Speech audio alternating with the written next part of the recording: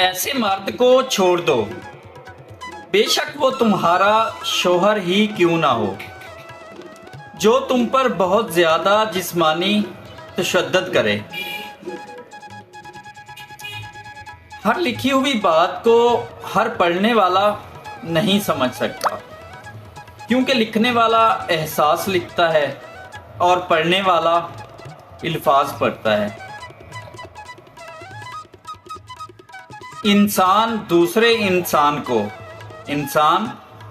इंसान को सबसे बड़ा तोहफा जो अता कर सकता है वो वक्त है। मर्द अगर ये चाहता है कि वो कभी भी बीवी के दिल से ना उतरे, तो उसे चाहिए कि अपनी बीवी की इज्जत करे, तन्हाई में भी और दुनिया के सामने भी। जो औरत तुम्हारे सामने 3 बातें करे या इन बातों में ज्यादा दिलचस्पी ले, तो समझ जाएं वो आपसे शादी करना चाहती है। नंबर 1 उम्र पूछे, नंबर 2 आमदनी पूछे, नंबर 3 जरिया मुआश पूछे। औरत जिस मर्द से मोहब्बत करती है ना, उसके सामने गुस्सा दिखाती है, रोती है, शिकायत करती है, अपनी बात मनवाती है और बार बार अपनी मोहब्बत का इजहार करती है। लेकिन जब उसकी मोहब्बत की कदर नहीं ना की जाती, तो फिर वो पत्थर की हो जाती है।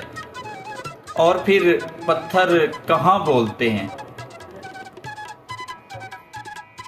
और फिर मोहब्बत के प्यासे लोग मजाजी खुदाओं के साथ एक झोंपड़ी में भी गुजारा कर लेते हैं।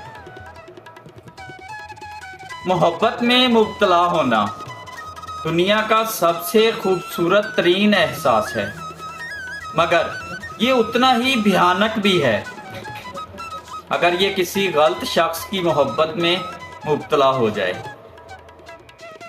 नसीहत वो सच्ची बात है जिसे कभी भी हम गौर से नहीं सुनते, और खुशामद एक ऐसा बदतरीन धोखा है जिसे हम पूरी तवज्जो से सुनते हैं।